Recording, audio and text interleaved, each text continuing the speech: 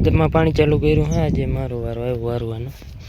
ગદપ મકાઈનું એ બાજુ આપણે શાકભાજી લસણ ડુંગળી ને ગાજર બીટ બધું પાવાનું હે આપણા ઘઉં હે. અને ઓલા જીરાવાળા ખેતરમાં પંપ આલે છે દવાના. જીરામાં દવાના પંપ ચાલુ જ રાખવાના આપણે. થોડું કંઈ રોગ દેખાડે રિસ્ક નહીં લેવાનું. ઘઉંમાં એ મજા આપણે ખાતર એક નાખવાનું, બાકી કાંઈ નહીં, પાણી પાઈ દેવાનું. ચોથું પાણી તો પી ગયું હા ઘઉંમાં. આમ ટોટલ 4 પાણી ઉગ્યા પછીના 3 પાણી. થોડાક આ બાજુ ચણા હે તો ચણામાં ફોડવું હે. ચણા જો એટલે હે એટલે પેલા વાવ્યા હતા, પાછા ના ઉગ્યા. થોડાક ઉગ્યા થોડાક ના ઉગ્યા એવું હતું, એટલે પપ્પાએ પાછા બીજા વાવ્યા. અને આપણી માંડવી બધી વહી ગઈ છે, એટલે બધી નથી ગઈ. આજે આ નવા ઘરની ગોડાઉનમાંથી નહીં વહી ગઈ, એટલે બીજી તો પડી જ છે, એ નથી દેવાની. અને બધું રાખતી હવે સાંકળીને ધોવા હે વેતાવે તો.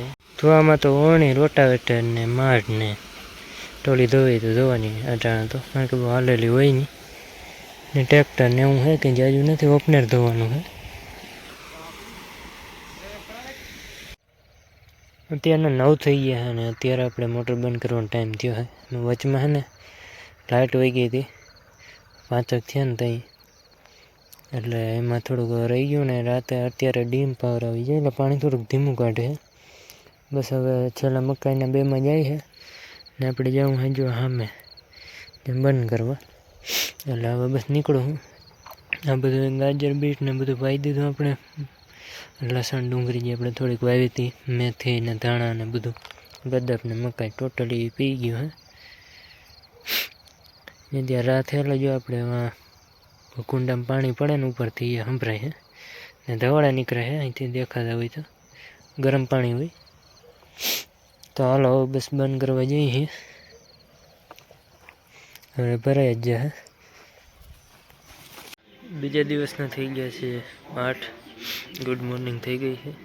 અને કાલે જો પાણી વાર લીધું અને આજે જીરામાં પાણી ચાલુ થશે, એટલે કાલે રાત સુધી વાર્યું, નકર વારીએ નહીં. જીરામાંથી ચાલુ કરી દઉં ને બધા ખેતર પાઈ દેવાના એટલે આગળ. હવે આપણે રિસ્ક લઈ લઈએ પાવર. એમાં શું છે, ઘણા ના પાતા હોય જીરો, ફુવારા મારે કાં પટ્ટીઓ મારે. અમે એ પટ્ટી મારેલ હતી, પણ છે ને એમાં જીરામાં રોગ ન આવે, પણ જીરું ઓછું ઉતરે. ને પાયેલું હોય તો થોડો ઘણો રોગ આવે, પણ જોરદાર ઉતરે જીરું. એટલે ઉગ્યા પછીનું પહેલું ના છેલ્લું પાણી આપણે પાઈ દઈએ. અત્યારે જો ઘઉંના પાંદડા ઉપર ઓલી ઠાર આવે ને, એટલે હવે પાણીના ટીપા ટીપા હે. એટલે અત્યારે પાણી વાળું એટલે બહુ ઓલું થાય, બધું પલળી જાય. જો તડકો નીકળો છે મસ્ત, એટલે બેઠા છીએ.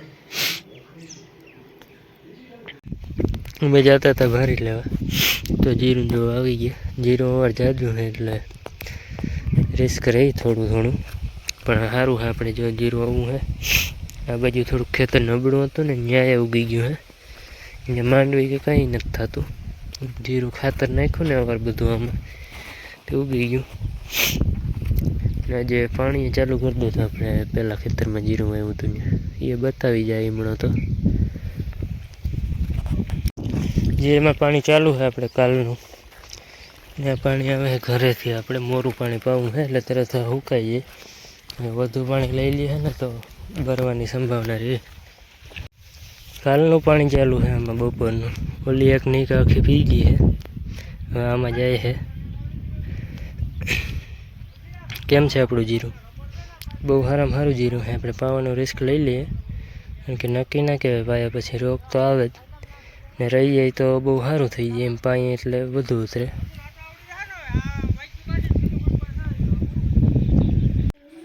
આ ઘરની હેડી આપણે મીઠી ગજબ છે, પણ આમ લાંબા બટીકા નથી.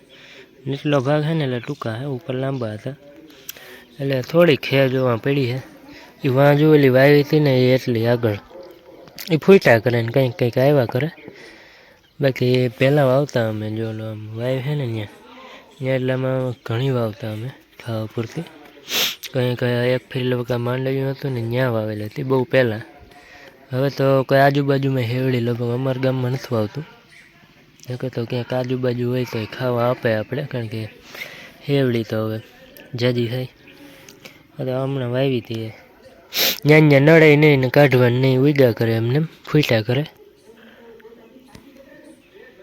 એટલે જ્યાં દેવા જવાનું છે આપણે જીરામાં પાણી હાલે ને ત્યાં પપ્પા છે ને આપણા માણસો બધા ત્યાં પાણી વારે છે. એટલે 2-3 એમાં જોઈએ, કારણ કે પાણી વધવા નહીં દેવાનું જીરામાં. જ્યારે થોડુંક કોરો રહી જાય તો હાલે, પણ વધે ના પોહાય જીરામાં.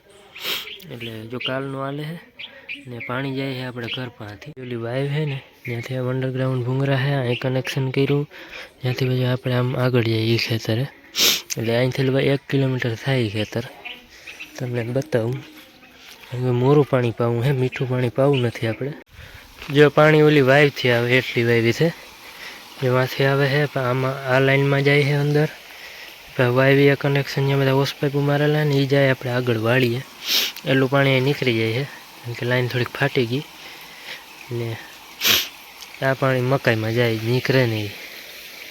લીલાડો હોય ને આપણે ગદપ હવે ટૂંક સમયમાં વાઢવાની હવે ત્યાં ચાલુ થઈ જાય. 10 દીમાં વઢાઈ જાય. ચાલુ કરી દે એમ મુહૂર્ત. એમ તો ઘણી મોટી થઈ ગઈ.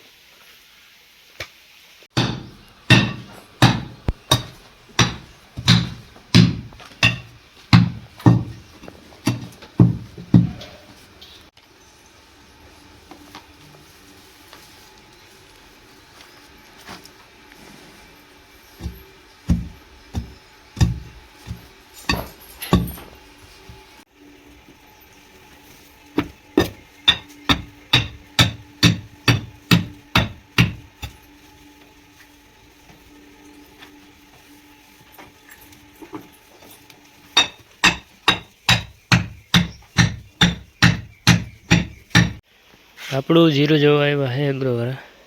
આપણે માણાવદરથી દવા લઈએ છીએ તો સર્વિસ સારી મળે છે. જીરું જોઈ જઈએ. જીરામાં આપણે ક્યાંક ખબર ના પડતી હોય તો વિઝિટ લેવા આવે છે. એટલે હું અંદાજો આવે જીરું સારું હોય ખરાબ છે કે બહુ સારું છે જીરું. તો આપણું હજી કંઈ વાંધો નથી.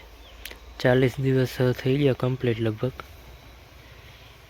તો બધા ખેતરોને આમ હતા બધી વિઝિટ લઈ લીધી ને હવે એક આપણી વાડી છે ત્યાં જતા જતા નીકળી જાય. એટલે 40 દી આપણા નીકળી ગયા જીરાને. એટલે લગભગ 2 મહિના કાઢવાના છે. 2 મહિનામાં જીરું ઉપડવાનું ચાલુ થઈ જાય. એટલે ઉપડવા શું આમ તો ઉપડી જ જાય 2 મહિનામાં. 50 દી કીડી ચાલુ થઈ જાય. એટલે મોસમ ઉપર આધાર રાખે આપણે. હવે જ જોવાનું હોય, હવે રિસ્કવાળું છે બધું.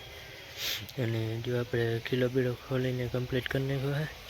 અને હવે પાછા મળ્યા આવનારા વિડીયોની અંદર. થોડાક દિનનો ટાઈમ હતો એટલે વિડીયો આપણે એકાદ અપલોડ કરી નાખ્યો. હમણાં સોનલ બીજ આવે છે તો હમણાં જાઉં તો આપણે શૂટ કરશું થોડુંક. આપણે મટડા બાજુમાં જ થાય છે. તો મળ્યા આવનારા વિડીયોની અંદર. જય મુરલીધર, જય માતાજી.